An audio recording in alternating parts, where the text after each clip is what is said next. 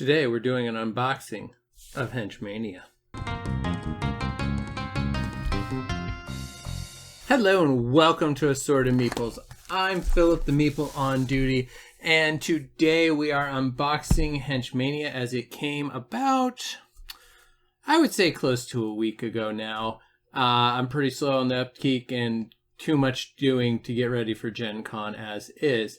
So, let's get right into it. Now, Henchmania is a take-that style game where you are battling for supremacy in the town of Mumfrey. Lords of Mumfrey must compete ruthlessly to secure the coveted position of bailiff, stopping at no ruse or deceit to gain power. It is a merciless war that of the wits, and like all wars, it has its casualties. The lords think nothing of sacrificing their loyal servants, the henchmen, known throughout the land as much for their limited intellects as for their legendary devotion to their masters. Now, this is a really simple game. You are going to be placing your henchmen out and drawing cards from those areas. Then you're going to be using those cards that you've picked up to score points and all that on the next turn. Some cards have lasting bonus or impact on the game. Some are just get rid of. Now, these are the expansions. We'll get to them later. The expansion of the Sanctuary and the Royal Visit. So let's get rid of the trash there. Now, the base box. This is a second print run. The first run did really well. 4,000 backers with 20,000 boxes sold after that. So it did very well. So they came back to Kickstarter with a second edition.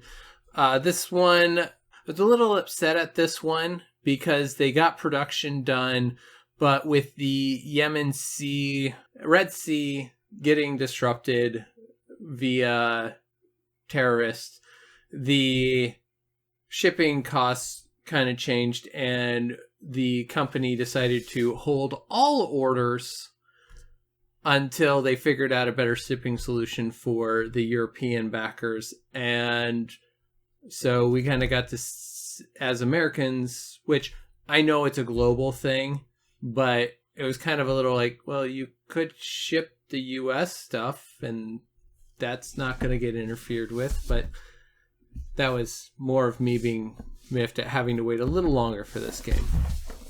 So let's pop it open and let's see what we have in here. Very nice box design, very snug. Nothing absolutely crazy, but nothing out of line. I have the rulebook right up on top. I have my punch boards that are going to be used through the game, and these are these pieces. Oh yeah, those are nice. These are pretty nice cardboard. They pop out real easy, it looks like here.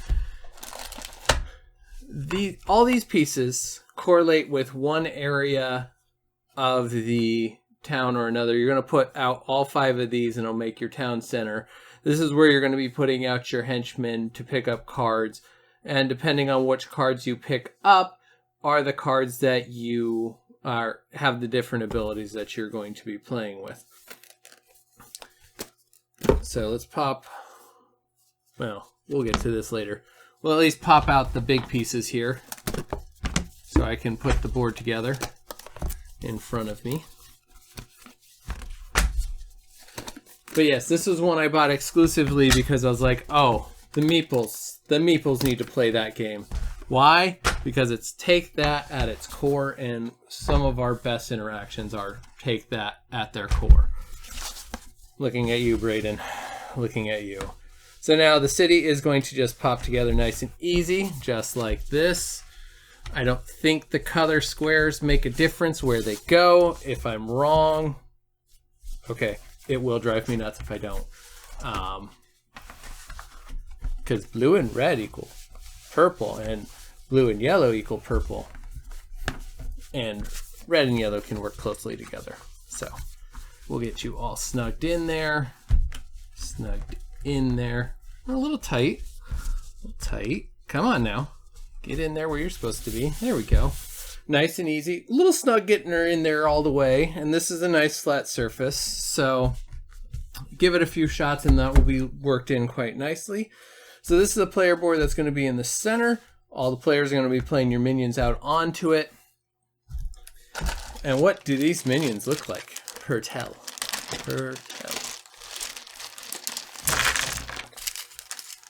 Alrighty. Oops, I kind of spilled those. So each and every minion has their own screen printed character on them. They are all unique. You have the 5 different player colors that are going to be available. These are really nice, really solid. They are all the same shape, but you have the nice 5 distinct colors, and each character on there is their own individual character. You don't have the same reprinted character on all 5 colors or the same character overall. So they did it the smart way. The shapes are all the same, like the outline is all the same, and each individual character is unique. I think that was a good touch, and you got 8 of each for each character. Next up, we are basically at the end. Oh, hey, look at that. Oh, that's really nice. This is the metal first player marker. This gets past each round. It is actually really heavy and very nice. I'm going to leave that right in the center. Next up, we'll get into the cards, and they look like the cigarette pack. If I can find it, that looks like my edge. Did we get it? Oh, it looks like we actually got it without breaking it. Nice. There we go. There we go. Alrighty. So we have our purple deck. We have our red deck. We have our yellow deck. Now in here,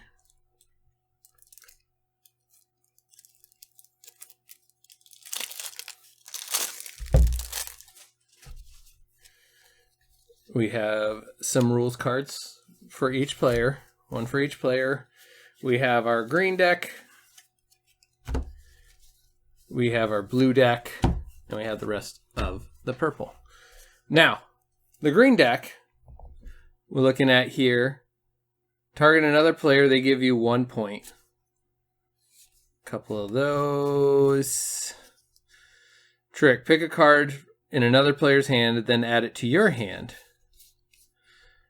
Belladonna Rue, target another player, they must choose a card from their reserve and put it in your reserve. Drunkard. When you play the Drunkard, put him in another player's reserve. At the end of the day, the Drunkard is only discarded if their reserve is full. The Drunkard cannot leave their reserve in any other way. The Traitor. Like, these are just absolutely boss lady. These are fabulous. And again, this looks like the Tavern. So these are going to get shuffled up, and you're going to draw one if you put a guy in there. Let's look at the blue cards now, shall we? We have Equipment, the Helm in a duel, successful attack if 4 or plus, successful defense if 4 or plus. A lot of Equipment, Cudgel in a defense, success if 4 or higher, 5 or higher defense. Oh, this is nice. Sword Equipment. And these all help you with duels, so keeping these in hand will help you quite a bit. The purple one is the Clergy Prayer. Reroll 1 of your dice. Holy Water, Choir Boys. At the end of the day, you can discard this card and earn 1 point for each of your performance cards. Oh, nice. Grave Digger, Pennant, Bigots, Beggars, Tomcat.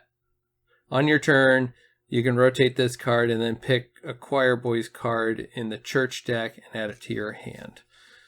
That's terrifying.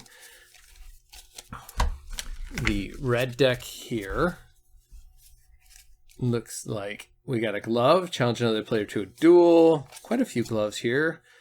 Falconers, challenge another player to a duel, cannot be rejected by a guard. Gauntlet, challenge another player to a duel, successful bare-hand attack if 5 or plus. Porter, some really great artwork on all these cards. 3, pick a card in another player's reserve and discard it. Some very nice cards in here. And the artwork on all of this is absolutely stellar. There are so many little details in here that it makes it hard to pick some of the greatest ones out. Troubadour performance, Jester performance, Bear Tamer, Guard, Courtesan, Vermin. Like, there is just a ton of good characters in here. Let's move on to the Royal Visit, which looks like it comes out super nicely. Oops, cards fell out. We'll set that box aside for now, because this is going to, I'm going to assume, go in the box itself and not have to worry about it. Is there enough room for this stuff? I think this insert may have to come out to fit. Yeah, that'd be just quite. Okay, so it looks like I have a bunch of cards here. The Safe Conduct.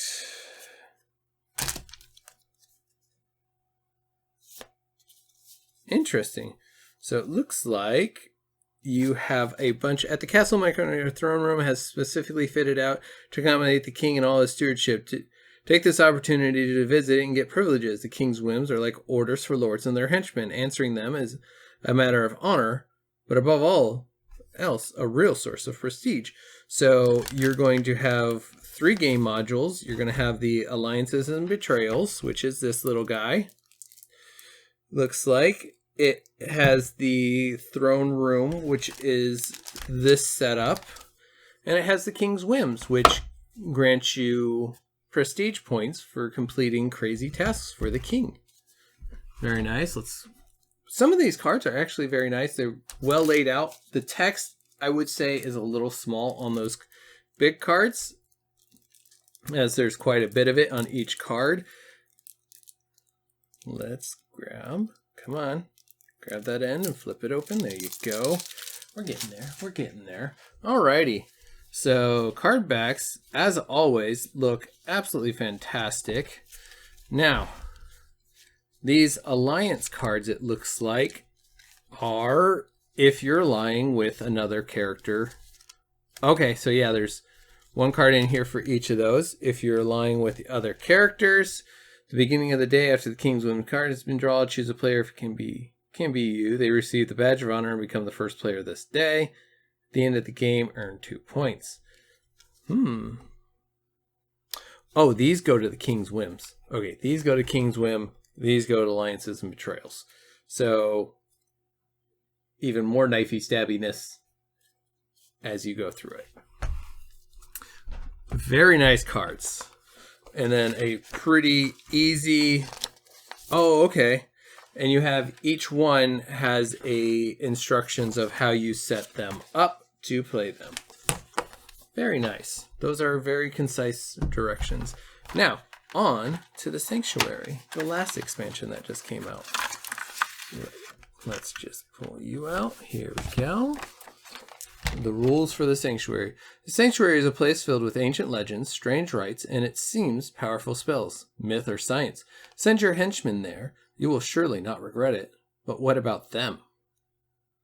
So, place the Sanctuary board between 2 Montgomery sites of your choice. 29 cards, Sanctuary board. So you got your Sanctuary board that goes to the side. And you have your deck of cards. Let's pull this out and let's see what we got. Okay, so first card on the top of this deck is Sanctuary, which that is absolutely stellar artwork that I did not need to see. On your turn, you can rotate this card and discard another card from your hand or from your reserve. Then pick one card from the same site. Okay. Executioner, Soothsayer, Huckster, Hunting Party, Sentry. A lot of really good stuff going on here.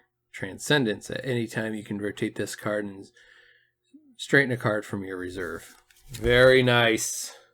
So that'll go down on top of this, and it slides in like any other add-on. I kind of like that system. So you have your main city board, and then whatever module that you happen to be playing at the time, you can just slide it in between two existing ones, and you can get there. Very clever system.